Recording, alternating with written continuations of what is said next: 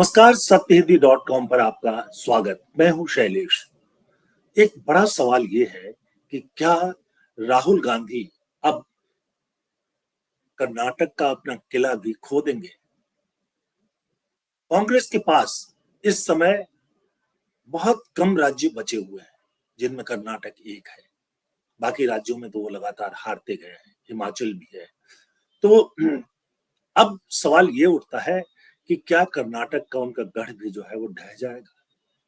ये सवाल आज इसलिए खड़ा हुआ है कि कांग्रेस के अध्यक्ष खड़गे ने एक बहुत ही गंभीर बयान दिया है और इस बयान में उन्होंने कहा है कि सिद्धारमैया, जो कर्नाटक के इस समय कांग्रेसी मुख्यमंत्री हैं, और डीके शिव कुमार, जो इस समय उप मुख्यमंत्री हैं, ये अगर अलग अलग आगे बढ़ेंगे तो पार्टी कमजोर हो जाएगी।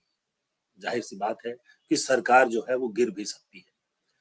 कांग्रेस के लिए कर्नाटक बहुत महत्वपूर्ण है, क्योंकि कांग्रेस बड़ी मुश्किल से अपने इस गढ़ को बचा पाई है। बीजेपी ने एक समय पर कांग्रेस के हाथ से इसको छीन लिया था। इनफैक्ट वास्तविकता ये है कि दक्षिण में बीजेपी के पास सिर्फ यही एक गढ़ था जिसको कांग्रेस ने छीना है, और ये संभव इसलिए हुआ कि सिद्धारमैया और डीके शिव कुमार, ये दोनों जो हैं वो मिलकर चुनाव लड़े और आपसी मतभेद को सामने नहीं आने दिया। और अगर ये मतभेद आगे बढ़ता है तो जाहिर सी बात है कि कांग्रेस को वहां नुकसान हो सकता है, और ये नुकसान बहुत भारी पड़ेगा, बहुत कीमत चुकानी पड़ सकती है कांग्रेस को यहाँ पर, क्योंकि कांग्रेस के पास पैर रखने के लिए बहुत थोड़ी सी जमीन अभी बची हुई है। कर्नाटक उनमें से एक है, और आगे क्या स्थिति बनेगी वो अभी से कहना मुश्किल ही है। लेकिन ये जरूरी है कि कांग्रेस अपने इस गढ़ को बचाए। देखिए, अभी जो स्थिति है उसमें कांग्रेस की सरकार पर कोई खतरा सीधे तौर पर नहीं देखा जा सकता है। कर्नाटक में कुल 224 सीटें हैं।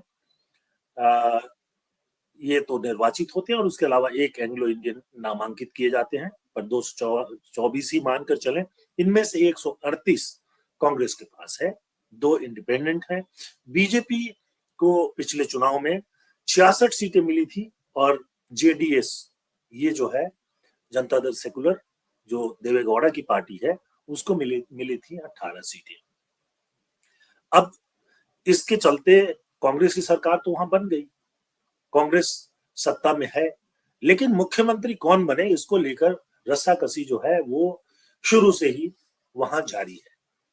मुख्यमंत्री सिद्धारमैया बन गए, लेकिन डीके शिव कुमार भी बहुत मजबूत नेता है, और जब जब कांग्रेस पर संकट की घड़ी आई तब तब वो जो है एक ऐसे नेता के रूप में उभरे जिन्होंने कांग्रेस को संभालने की कोशिश की। जिन कुछ और राज्यों में कांग्रेस की सरकारें थी, जब उसको गिराने की कोशिश हो रही थी तो वहां के विधायकों को अपने यहाँ रखने तक का काम डीके शिव कुमार ने किया। बहुत मजबूत है, बहुत शक्तिशाली नेता है, और उसी तरह से सिद्धारमैया है। चुनाव के बाद ये विवाद सामने आ रहा था, लेकिन किसी तरह से इसको संभाल लिया गया, और ये हुआ कि सिद्धारमैया जो है वो मुख्यमंत्री बनेंगे, बन भी गए। उप मुख्यमंत्री के रूप में डीके शिव कुमार आ गए, लेकिन उसके बाद से लेकर के कई तरह के विवाद जो है चलते रहे हैं। और हाल में जो एक विवाद आया, सिद्धारमैया का जो परिवार है वो मैसूरू में एक भूमि घोटाले में फंसा हुआ पाया गया। हुआ ये था कि मैसूरू में कुछ जमीन सरकार के द्वारा जो है, वहां की जो विकास प्राधिकरण है उसके द्वारा उसका अधिग्रहण किया गया। ज्यादातर जमीन जो ली गई वो मैसूरू के बहुत बाहरी इलाकों में ली गई, और उसके बदले में जो सरकार का नियम है, मैसूर के बहुत घनी आबादी वाले महंगे इलाकों में जमीन दे दी गई, और ये घोटाला जो है अभी अदालत में है। इस घोटाले को लेकर के बीजेपी भी जो है वहां कांग्रेस के ऊपर लगातार हमला करती रहती है।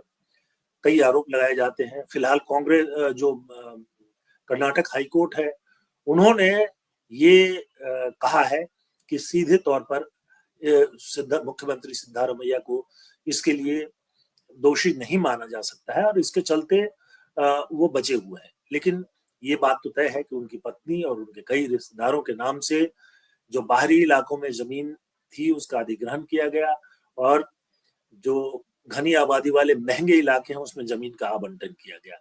जब फाइनल फैसला हाई कोर्ट का आएगा तो जाहिर सी बात है कि उसमें सिद्धारमैया के सामने मुश्किलें आ सकती हैं।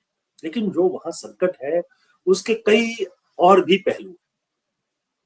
एक तो ये है कि सिद्धारमैया जो है वो चाहते हैं, ऐसा कहा जाता है, कांग्रेसी हल्के जो है उसमें कहा जाता है कि सिद्धारमैया अपने बेटे को अपना वारिस बनाना चाहते हैं।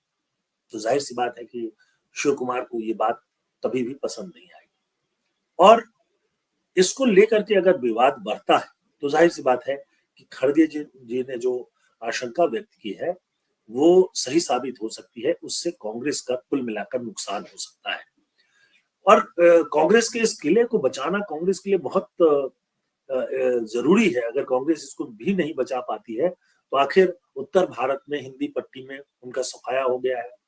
अब ले दे करके जो क्षेत्र 3 राज्य उनके पास बचे हुए हैं, अगर उनको भी वो नहीं बचा पाते हैं तो जाहिर सी बात है कि वो केंद्र में वापसी का सपना आखिरकार देखेंगे कैसे। ये सब लोगों को मालूम है कि खड़गे को कांग्रेस का अध्यक्ष जो है वो राहुल गांधी की सहमति से ही बनाया गया था क्या वो चुनाव लड़कर के जीत कर आए, लेकिन राहुल गांधी ने उनका समर्थन किया था और मणिशंकर अय्यर जो उनके खिलाफ खड़े हुए थे उनको समर्थन नहीं मिला था। इसके चलते मणिशंकर अय्यर जो है हार गए और आजकल मणिशंकर अय्यर के कुछ और तेवर भी देखने को मिल रहे हैं। तो मणिशंकर अय्यर जो है वो केरल के नेता है, तो जाहिर सी बात है कि केरल में कांग्रेस का वामपंथ के साथ जो राजनीतिक विवाद है वो मौजूद है। कांग्रेस वहां भी वाम मोर्चा से सरकार को छीनने की बात सोचती रहती है, लेकिन इसमें उसको कितनी सफलता मिलेगी ये कहना मुश्किल है। और जो शिव कुमार इसके साथ साथ सिद्धारमैया, मुख्यमंत्री सिद्धारमैया का जो विवाद है उसको समझने के लिए हमको थोड़ा सा कर्नाटक की जो राजनीति है उस पर भी नजर डाल लेना चाहिए।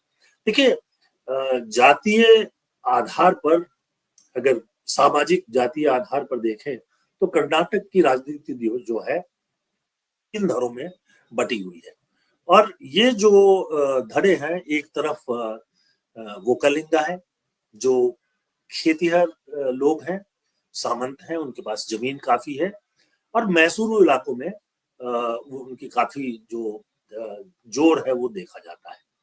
उसके बाद दूसरे नंबर पर जो है लिंगायत आते हैं। इनफैक्ट लिंगायत पहले नंबर पर भी बताए जाते हैं। लिंगायत जो है पूरे कर्नाटक में फैले हुए हैं, लेकिन दक्षिण कर्नाटक में उनका ज्यादा जोर है। मैसूरू में भी उनकी अच्छी उपस्थिति है और एक जो तीसरा हिस्सा है वो ओबीसी और शेड्यूल्ड कास्ट शेड्यूल्ड ट्राइब्स का है। तो इन 3 हिस्सों में जो वहां की राजनीति है वो बटी हुई है और इसी के आधार पर जो है वहां जो तस्वीर बनती बिगड़ती रहती है वो भी देखने को मिलता रहता है। बीजेपी ने लिंगायतों को काफी हद तक साथ लिया था और इसलिए लिंगायत जो है उनके समर्थन से बीजेपी वहां सत्ता में आई। लेकिन सिद्धारमैया के मुख्यमंत्री पद से हटाए जाने के बाद जो स्थिति बनी आप जानते ही हैं। बासवराज बोम्मई को मुख्यमंत्री बनाया गया। बोम्मई जो है, बासवराज बोम्मई जो है वो एक समय पर कांग्रेस के मुख्यमंत्री रहे, बोम्मई के बेटे हैं। लेकिन वो जो 2018 का जो चुनाव है, 2023 के चुनाव में वो जीत नहीं दिला पाए और कांग्रेस की सरकार जो है वहां बन गई। कांग्रेस की सरकार बनने में सिद्धारमैया का बहुत बड़ा हाथ था, इसमें कोई दो राय नहीं है, क्योंकि वो वहां पर ओबीसी और शेड्यूल कास्ट और मुस्लिम इसका जो कॉम्बिनेशन है जो कांग्रेस को समर्थन करता है उसके बहुत ही मजबूत नेता है। जो शिव कुमार है वो वोकालिंगा है, वो एक तरह से सीधे तौर पर येदुरप्पा जो पहले मुख्यमंत्री थे बीजेपी के उनको चुनौती देते हैं और एक तरह से क्लेम भी करते हैं कि वो जो है मुख्यमंत्री बने रहे। अब वोकालिंगा जो है वो एक धड़े को बनाते हैं दूसरी तरफ से लिंगायत आ जाते हैं, और ये तीसरी तरफ से जो है वो आ जाते हैं ओबीसी और शेड्यूल कास्ट शेड्यूल ट्राइब्स के लोग। इनमें जो तालमेल है, जो समानता है, और जो इनके इनके अपने कॉन्फ्लिक्ट हैं, उस पर जो जितना ज्यादा मजबूती से पकड़ बना लेता है वो चुनाव जीतता है। और इसलिए आप देखेंगे कि जो 2024 का चुनाव है, उसमें लोकसभा का जो चुनाव है उसका एक आंकड़ा आपके सामने मैं रखता हूं। 2024 में बीजेपी को 2000 उसके पहले जो 2019 में चुनाव था उसके मुकाबले सीटें काफी कम हो गई। कर्नाटक में कुल 28 सीटें हैं, 28 में से 25 2019 में बीजेपी को मिल गई थी, और फिर उसके बाद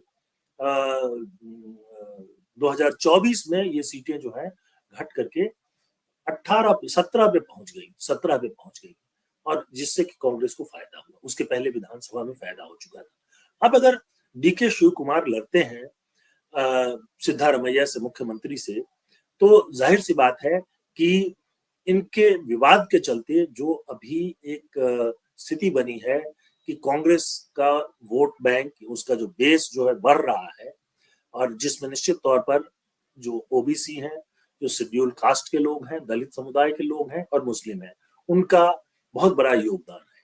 उसके साथ साथ शिव कुमार के चलते जो वोकालिंगा है वो आ गए हैं। लिंगायत के साथ इनकी अभी दूरी जो है वो बनी हुई है। तो इसको आप अगर इसमें देखें तो एक जो कर्नाटक की राजनीति है उसमें एक तीसरा पक्ष अभी भी मौजूद है, और वो है जो एचडी देवेगौड़ा जी, जो पहले प्रधानमंत्री हो चुके हैं, उसके पहले कर्नाटक के मुख्यमंत्री रह चुके हैं, वो और उनका परिवार। आपको पता ही है कि एच डी कुमारस्वामी जो है वो भी मुख्यमंत्री बने थे, कांग्रेस के समर्थन से बने थे। बाद में बीजेपी ने उनके कांग्रेस के विधायकों को तोड़ करके और फिर एच डी कुमारस्वामी की जो सरकार है उसको गिरा दी थी। बाद में एच डी कुमारस्वामी खुद जो है वो बीजेपी के साथ चले गए, और इस समय भी जो है वो और उनकी पार्टी बीजेपी के साथ बनी हुई है। उनके जो दूसरे भाई हैं वो एक सेक्स स्कैंडल में फंस गए हैं। तो इस समय कुमारस्वामी के सामने कोई चुनौती नहीं है, लेकिन देवेगौड़ा अभी मौजूद है, और उसके चलते वहां की राजनीति में जो है एक तरह की खलबली मच सकती है। राहुल गांधी के सामने एक बड़ी चुनौती है कि कांग्रेस के जो प्रदेश अध्यक्ष हैं खड़गे, उनके राज्य में उनके राज्य यानी कर्नाटक में सब कुछ ठीक ठाक चलता रहे, और वहां पर ऐसी स्थिति नहीं आए कि कांग्रेस का जो किला है वो ढह जाए। अगर दोनों उप मुख्यमंत्री और उप मुख्यमंत्री के बीच में विवाद बढ़ेगा तो जाहिर सी बात है कि ये समस्या जो है सामने आ सकती है। और इसलिए जो खड़गे का बयान है वो एक तरह की चेतावनी है, और निश्चित तौर पर राहुल गांधी को और कांग्रेस को और खुद खड़गे जी को इस मुद्दे को बहुत गंभीरता से लेना होगा अगर वो चाहते हैं कि उनकी सरकार वहां चलती रहे। उसके साथ साथ ये भी जरूरी है कि डीके शिव कुमार जो महत्वपूर्ण नेता के रूप में उभर चुके हैं, उनको भी संतुष्ट और शांत रखा जाए। तो फिलहाल जो हमारा ये एपिसोड है इसको हम यही समापन करते हैं, इस विराम देते हैं। लेकिन आपसे अनुरोध है कि आप सत्यहिंदी.com के साथ बने रहिए। हमारा जो ऐप है उसको डाउनलोड कीजिए, और अपनी टिप्पणी जो है, अपनी प्रतिक्रिया जो है वो जरूर, हम ये कोशिश करते हैं कि आजकल जो दबाव की पत्रकारिता है उससे दूर रह करके, उससे बाहर रह करके कुछ निष्पक्ष चीजें, निष्पक्ष राय और तथ्य जो है वो आपके सामने लाए। और ये हमारा सिलसिला चलता रहेगा, लेकिन इसमें आपका सहयोग और समर्थन हमारे लिए बहुत जरूरी है। तो आज के लिए यही समापन। नमस्कार, बहुत बहुत धन्यवाद।